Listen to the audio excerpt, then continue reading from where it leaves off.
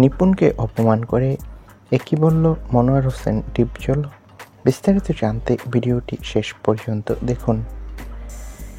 শিল্পী সমিতির নির্বাচনকে কেন্দ্র করে এবার নিপুণকে একহাত দিয়েছে ডিপজল। নিপুণকে ইঙ্গিত করে ডিপজল বলেন, ও বসেছ 2 বছরও ফাও।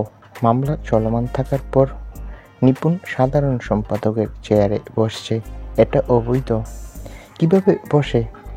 সে কি নির্বাচিত? ওই মামলা তো এখনো চলমান। তার যদি লজ্জা থাকতো তাহলে এটা করতো না।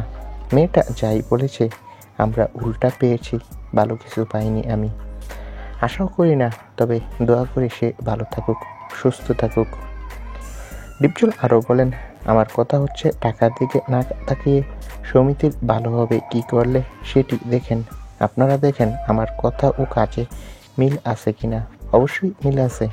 নির্বাচন হবে, নির্বাচনে জয় পরাজয় আছে, তবে এবার ভালো করার জন্য আসছি, নেওয়ার জন্য আসিনি। আমরা জীবনভর দিয়ে এসেছি এখানে, এবারও যা কিছু লাগে দেব, তবু ভালো কিছু আশা করে যাব।